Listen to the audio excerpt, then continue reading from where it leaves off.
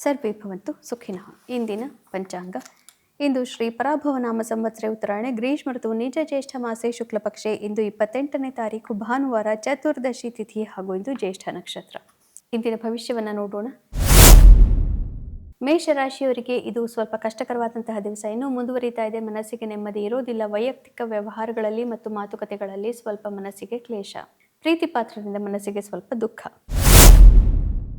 ವೃಷಭ ರಾಶಿಯವರಿಗೆ ಸಪ್ತಮದಲ್ಲಿ ಗಜಕೇಸರಿ ಯೋಗ ಮುಂದುವರಿತಾ ಇದೆ. ಪಾರ್ಟ್ನರ್ಶಿಪ್ಗಳಲ್ಲಿ ಯಶಸ್ಸು. ದೊಡ್ಡದಾದಂತಹ ಪಾರ್ಟ್ನರ್ಶಿಪ್ಗಳು, ವ್ಯವಹಾರಗಳು ಕೂಡ ನಿಮ್ಮನ್ನು ಹುಡುಕಿಕೊಂಡು ಬರಬಹುದು. ಮಿಥುನ ರಾಶಿಯವರಿಗೆ ಶತ್ರುನಾಶ, ಶತ್ರುಧ್ವಂಸ, ಸಾಮಾಜಿಕ ಚಟುವಟಿಕೆಗಳಲ್ಲಿ ನೆಮ್ಮದಿ ಹಾಗೂ ಇಂದು ಆರೋಗ್ಯದಲ್ಲೂ ಕೂಡ ಸುಧಾರಣೆ. ಕರ್ಕ ರಾಶಿಯವರಿಗೆ ಸ್ವಲ್ಪ ಕಷ್ಟಕರವಾದಂತಹ ದಿವಸ.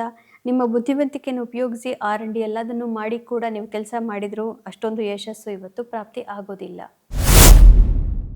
ಸಿಂಹರಾಶಿಯವರಿಗೆ ಚತುರ್ಥದಲ್ಲಿ ಗಜಕೇಸರಿ ಯೋಗ. ಹೀಗಾಗಿ ಯಾವುದೋ ಒಂದು ಕೋರ್ಸ್ ಅಥವಾ ಇನ್ಯಾವುದೋ ಒಂದು ನಿಮ್ಮ ಓದಿಗೆ ಸಂಬಂಧಿಸಿದಂತಹ, ವೈಯಕ್ತಿಕ ಬೆಳವಣಿಗೆಗೆ ಸಂಬಂಧಿಸಿದಂತಹ ವಿಚಾರಗಳಲ್ಲಿ ಇವತ್ತು ನಿಮಗೆ ಯಶಸ್ಸು ಪ್ರಾಪ್ತಿ.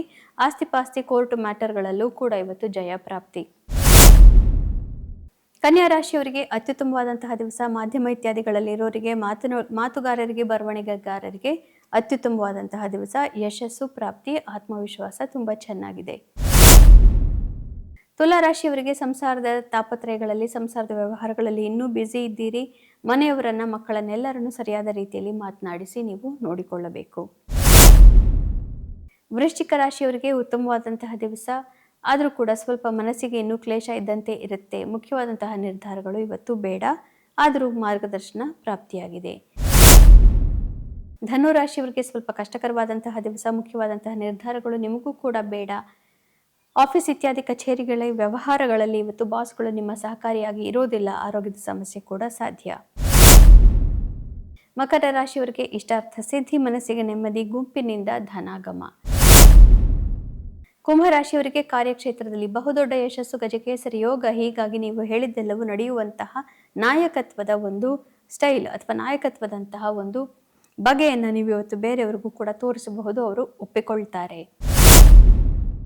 ಮೀನರಾಶಿಯವರಿಗೆ ಭಾಗ್ಯೋದಯವಾಗುತ್ತೆ. ಭಾಗ್ಯಸ್ಥಾನದಲ್ಲಿ ಚಂದ್ರನ ಮೇಲೆ ಗುರುದೃಷ್ಟಿ ಇರೋದ್ರಿಂದ ಇವತ್ತು ಹಿರಿಯರಿಗೆ ಒಳ್ಳೆಯದು ನಿಮ್ಮಿಂದ, ಹಾಗೂ ಹಿರಿಯರ ಆಶೀರ್ವಾದ ಪಡೆಯೋದ್ರಿಂದ ನಿಮಗೂ ಒಳ್ಳೆಯದು. ಪುನಃ ನಾಳೆ ಭೇಟಿಯಾಗೋಣ. ಅಲ್ಲಿವರೆಗೆ ನಿಮಗೆ ತಿಳಿದೇ ಇದೆ. ಗೀತಾ ಶ್ಲೋಕಗಳ ಶ್ರವಣ, ಪಠನ, ಮನನ, ಲೇಖನವನ್ನು ಮಾಡೋದ್ರಿಂದ ಪುನರ್ಜನ್ಮ ಇಲ್ಲ. ಶುಭಮಸ್ತು.